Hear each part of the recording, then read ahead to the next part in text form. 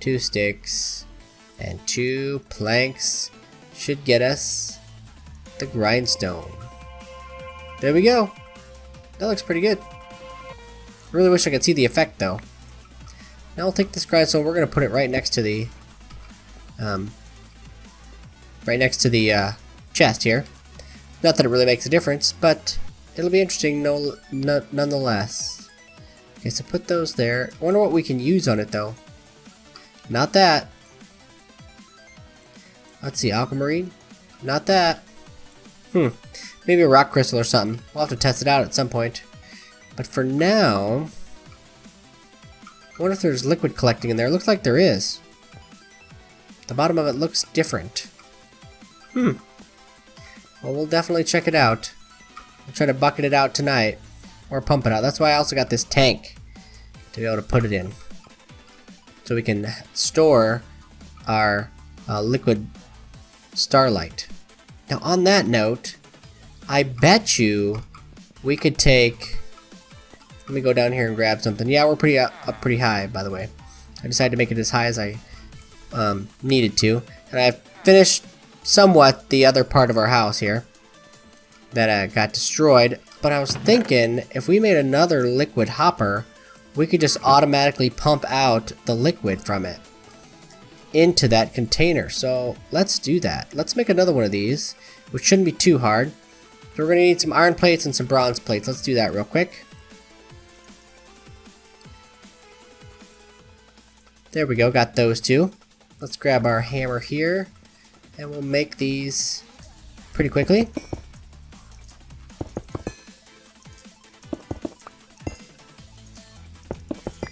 There, the iron's done.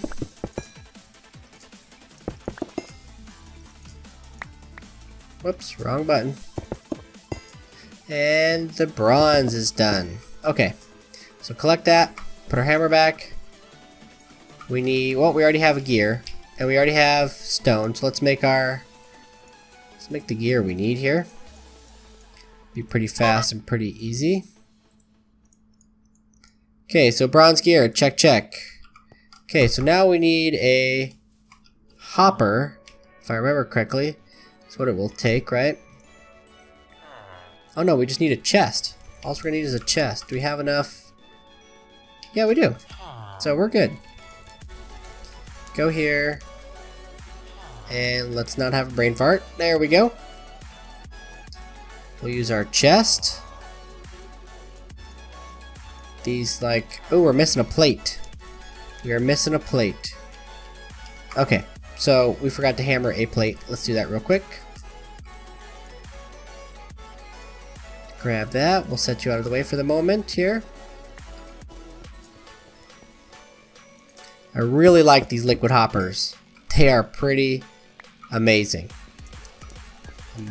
I can foresee myself using them for multiple builds long into the future. There we go. Oh, we got something. The bucket. Always the bucket.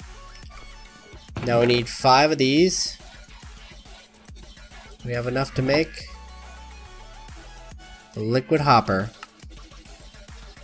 Oh, that silly bucket. Always get in the middle of things. Okay, so now we got 2 of those. Oh, they don't stack. Interesting. That's something I have to look into. But anyway, let me head right back up and I'll meet you guys up there. So here we are, back at the top. Good to go. This bucket's almost full even. This one consumed its item. So let's test this theory out here. What we're going to do here is we're going to go like so. I don't know how to rotate them though. That's the issue I need to figure out here, is how to rotate them. Because I got the one part correct here.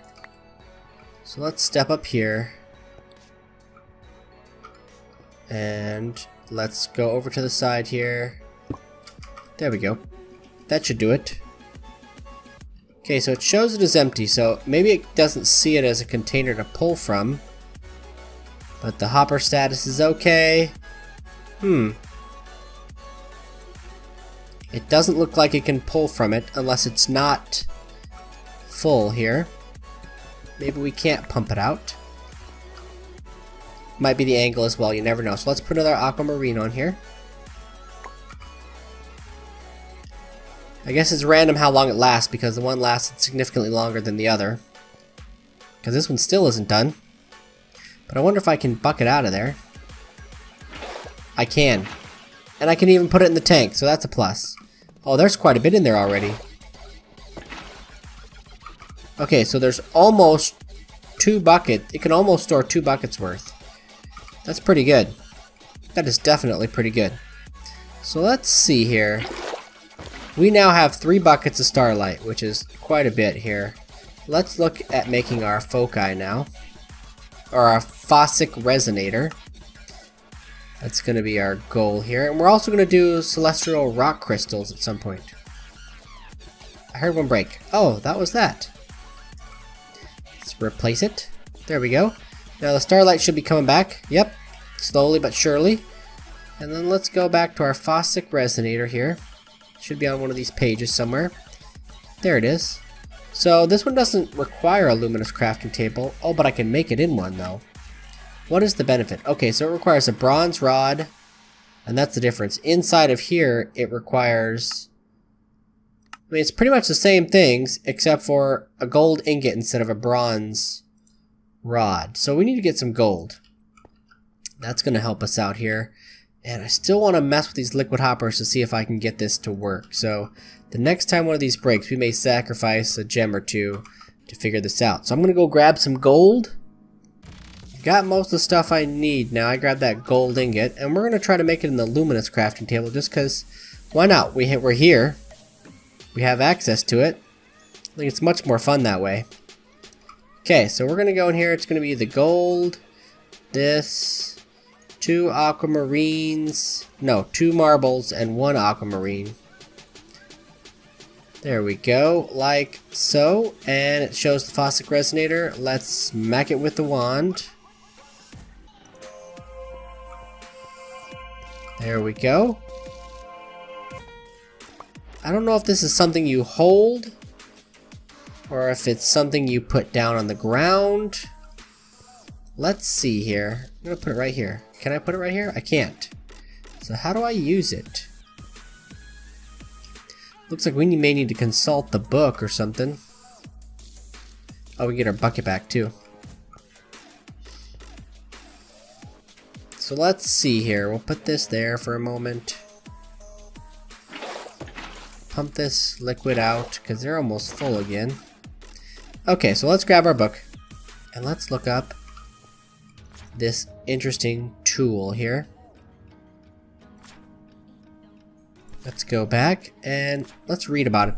Looking up in the sky with the naked eye, it is nearly impossible to discern the magnitude of starlight emitted in a given area. However, there is an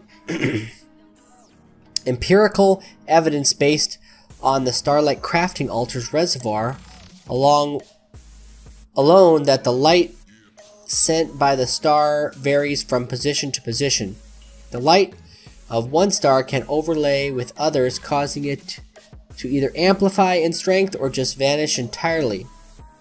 Altars and other structures can rely on starlight can perform at a higher capacity in an amplified starlight field. And I'm assuming that is a specific chunk here. So let's see. Let's see what we can do. Finding such positions by just plainly observing the sky or an altar's reservoir at different positions seems tedious and ineffectual. But a better solution would be a device that resonates with both the light spectrum visible to the naked eye and amplified starlight fields. It does not replace the need for exploring to find a suitable place, but should make them much easier to spot in the night by looking along the surface while holding the device. However, preliminary calculations show that areas of high starlight are somewhat rare and could easily be hundreds of thousands of meters away. Okay, so we just got to take it with us down below, I think. Holding it, we're going to have to go down and check this out. So we'll do that here in a minute. What I want to do here is, I don't know if we got another bucket's worth in there. We did not. But I think we're going to move it to try to take advantage of the hopper here. And so what I'm going to do here is I'm going to There we go. We're gonna go like that. And then again like that. And I'm gonna break this one to see if we can't pull it out the bottom. Maybe there's only a specific spot we can pull from, and we're gonna test that out here.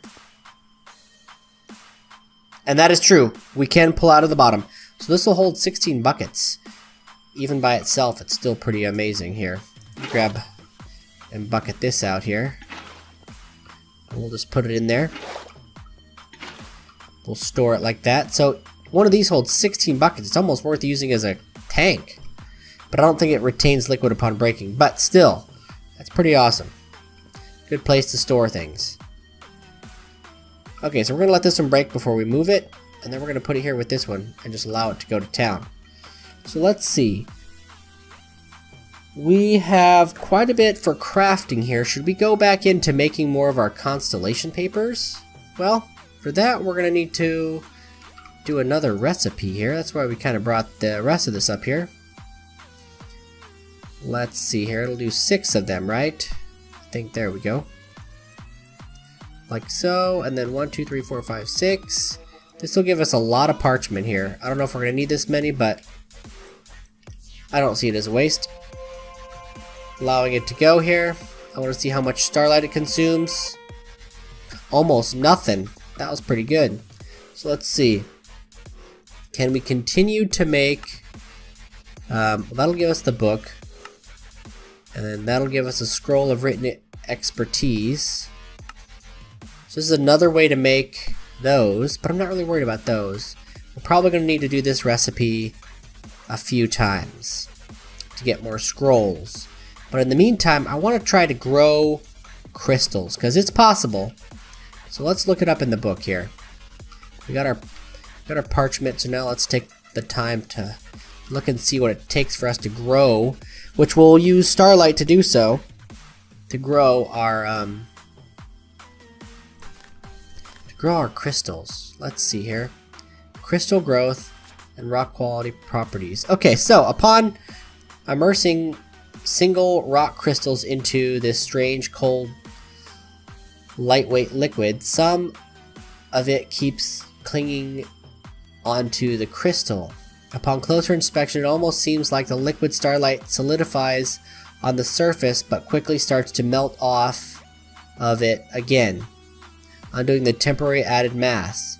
If a crystal were to be larger, perhaps one could get multiple items crafted from it.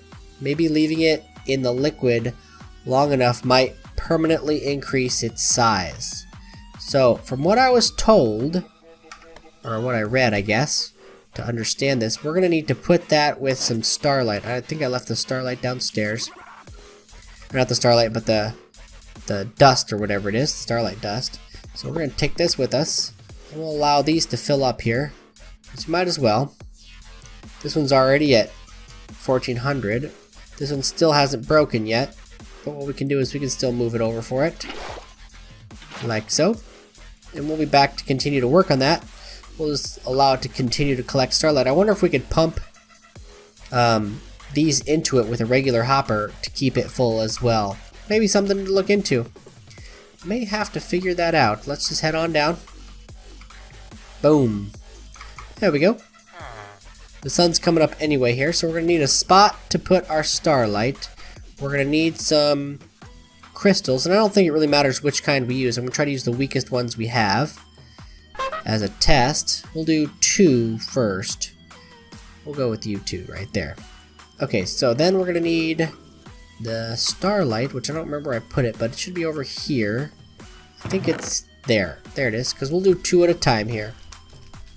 And we'll bucket it in there, like so. And we'll place you down. We need to dig a hole to where this can work, I guess. So let's see here. We'll go here and there. There we go. Got those 2 out of the way. So let's set down our starlight here, and let's bucket it out here. And we're going to drop you in there. That wasn't supposed to happen. Okay. And then drop you in there. I think that's how it works. And then you.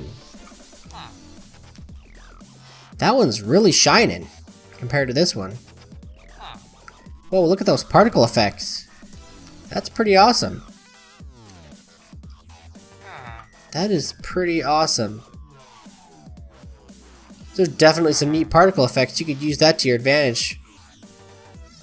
Man, I'm gonna let that go for a bit. I think that's a good thing to do. I don't know if we can use the resonator during the day. I doubt it.